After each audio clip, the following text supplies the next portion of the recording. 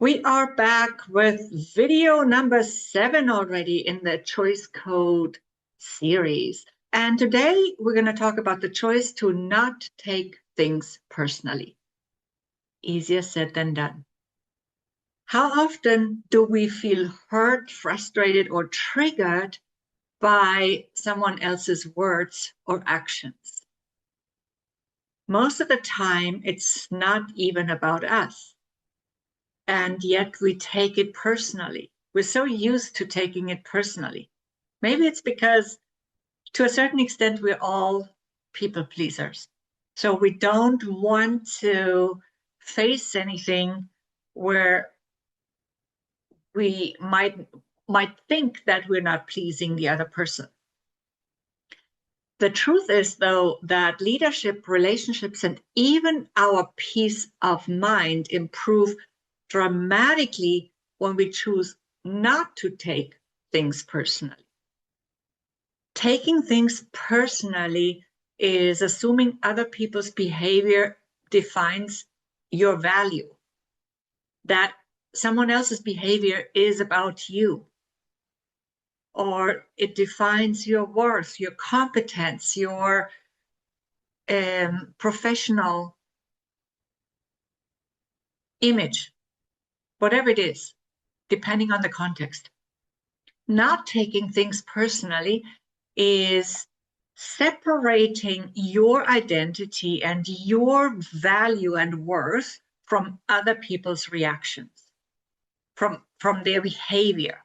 Seeing their behavior as about them, not about you. You cannot control others, but you can control how you interpret and respond to them, and how intentionally you respond, how consciously you respond. Let's look at some examples. Let's say you are a small business owner. So let's say you got an email from a client and you don't like what's written in that email. And it seems like a harsh email to you. You might assume that they are attacking you personally. But what if you had the choice to be open to other possibilities? For example, they could feel frustrated. It might not have been a great day for them today. They might have gotten out of bed on the wrong foot, right? They might be stressed. They might be focused on results that are not coming fast enough. Now, that possibility of allowing these other possibilities in gives you the option to respond in a different way, to respond professionally and clearly, and to leave all your assumptions aside without being pulled into their mood. Because you don't automatically think this was against you. So you're not allowing yourself to be dragged into their mood, into their bad day. This actually contributes to preserving the relationship, the client relationship. It reduces stress on both sides, and it keeps the focus on solutions. Let's look at a different scenario. Maybe a colleague is unkind to you in a meeting. You might think that they want to be disrespectful toward you, or they want to hurt you. But what if they are just overworked, stressed, maybe even distracted, and they don't really pay attention so that they can choose to be intentional about their behavior? Or maybe they're even unaware. So this opening up your mind to these possibilities gives you the opportunity to address the issue constructively, without taking it personally and without walking away in defensive mode or angry, right?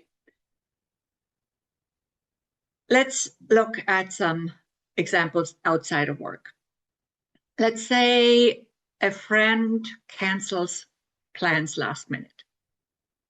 You might think they don't value you. And, that might be the case. And if you find out they don't value you, maybe they're not your friend, but oftentimes it's not that. Maybe their life just got complicated in that moment, or they had something really, really important come up that they absolutely need to attend to. So that gives you the choice to respond with understanding, to maybe find out more about the situation in a friendly way, and to also maintain the friendship relationship energy and not destroy that. Of course, if you think that, if they do this repeatedly, then yeah, it's probably time to question it and to get more details on the why. But once you have the why, you can always then respond in a better way. Or different scenario here, someone is rude to you in public. Again, the assumption is probably it's about you, especially when you're already in not such a great mood. But of course, again, they might have a bad day. They might be acting from stress, from impatience, they might be coming from their own issues.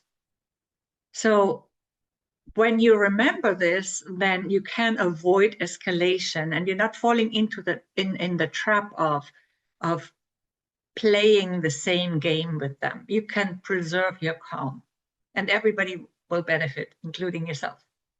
Now, the same principle really applies to all these situations. It's really about separating their behavior from your identity, their behavior from your worth. A few questions that might be useful in this context are, is this about me or about them? Most of the time, it's about them. Another question, what do I choose to feel and respond with right now? Am I going to go into trigger mode, reactive mode, autopilot, or am I going to choose consciously? How do I protect my energy while staying effective? So as a daily, small daily practice, what you could do is notice your triggers and pause and label it as their choice, their behavior, and then respond from intention, not reaction. Choosing not to take things personally is a leadership skill. Why? Well, it allows you to see clearly, to respond wisely, and to maintain authority, that inner authority. I'm not saying authority over others. It's the same as with inner power and power over others. When I talk about authority or power, I never talk about external authority or power, just to be clear. But yes, so sometimes you need to really maintain that authority, that inner authority, without defensiveness. So again, another example real quick. During conflict or criticism, a leader who does not take things personally can address the issue calmly, make decisions objectively, well, more or less objectively at least, and preserve relationships. We cannot control others, but we can always choose our response. It's actually a gift. We get to choose. Choosing not to take things personally is a daily practice. It's not a one-time decision, as everything I'm talking about in these videos, right? It frees you from unnecessary stress. It strengthens your relationships over time, and it improves your leadership impact. Remember, what other people say or do is theirs. Your reaction is yours. Today, notice one moment where you're tempted to take something personal, and make a conscious choice not to. That already is great progress. And over time, it may even become your default mode with some practice. And the world around you will appear so much more enjoyable. Try it out.